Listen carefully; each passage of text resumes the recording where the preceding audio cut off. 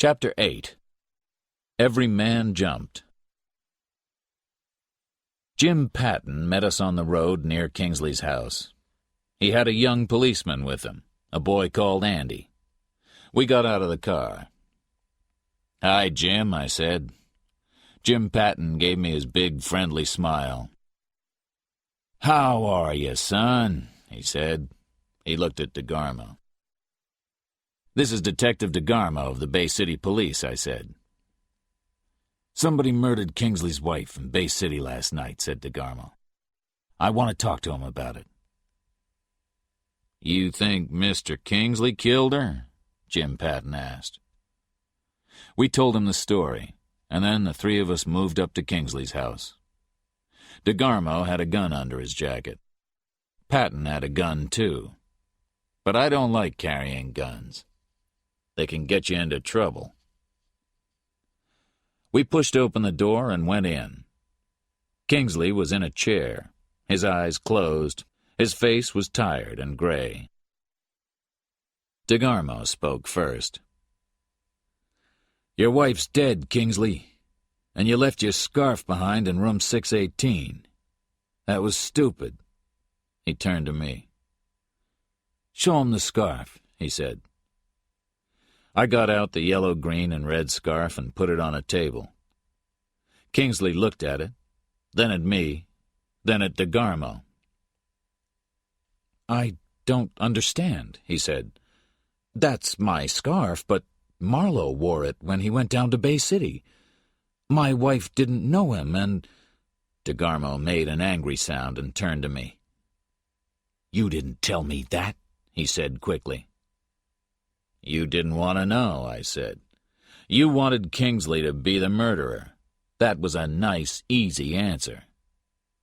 I looked at Kingsley. "I only saw your wife in a photograph, but I did see her before last night. She was the woman in the blue hat outside Lavery's house yesterday morning. I told you, remember?" "I didn't hear about a woman in a blue hat," said DeGarmo angrily. "So Mrs. Kingsley did murder Lavery then?"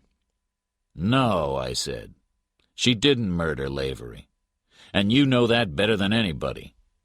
She didn't shoot Lavery yesterday morning, because she died a month ago. Crystal Kingsley was the dead woman in Little Fawn Lake.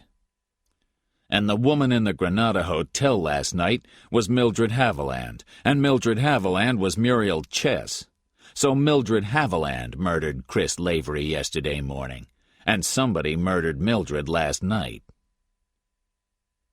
For a long time, nobody spoke.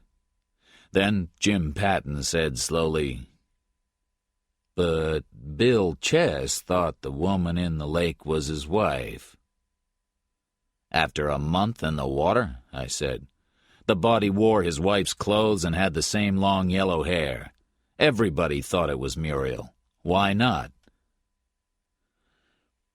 "Finish the story, son," Jim Patton said. He watched DeGarmo all the time. He didn't look at Kingsley. So I told them. They all listened to me very carefully. DeGarmo's face was white, and his eyes were hard and cold. I told them about Florence Almore's murder a year and a half ago, and about the police cover-up. "Mildred was a very dangerous lady," I said. "After the first murder, the next murder is easy. She wanted to leave Little Fawn Lake, and she wanted money. Almore didn't give her any money. But Crystal Kingsley was rich.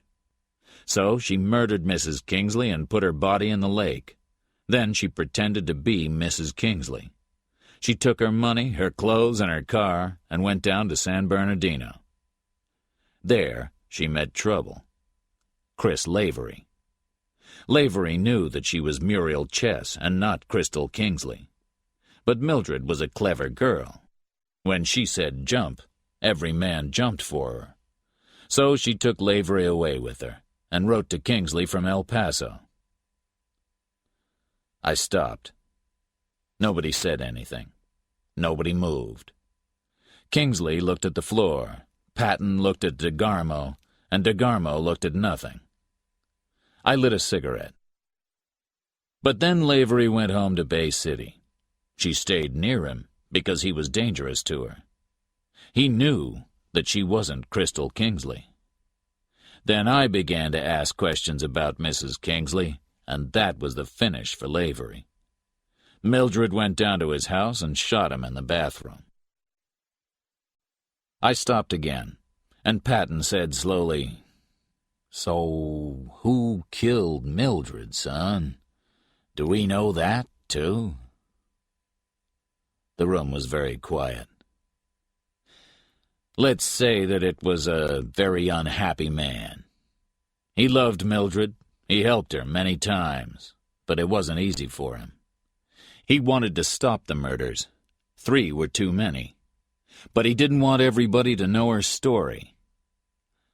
Let's say it was DeGarmo. DeGarmo moved away from the window, and his gun was in his hand. "That's a very interesting story, Marlowe." He smiled, but not with his eyes. "How did I find her, then?" "I think Elmore saw her outside Lavery's house one day. He told you, then you followed her to the Granada Hotel. Easy for a detective." "Yeah," DeGarmo said. He began to move to the door. "Well, I'm leaving now, and no fat old policeman is going to stop me." "Don't do it, son," Jim Patton said to him quietly. DeGarmo laughed and looked at the gun in his right hand. Patton didn't move, but his gun spoke for him, and DeGarmo's gun flew out of his hand and hit the floor.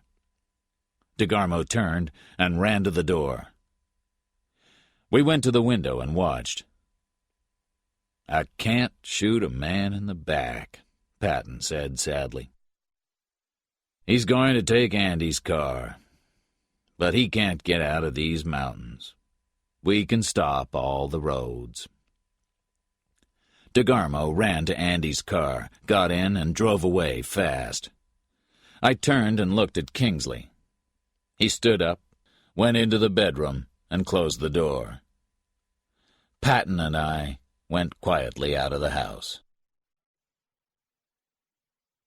We drove down to Puma Point. On the road outside the village, there were some cars and a lot of people.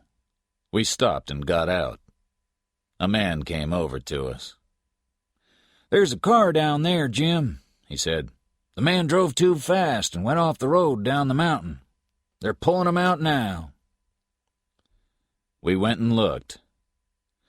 100 feet down the mountain was Andy's little red car.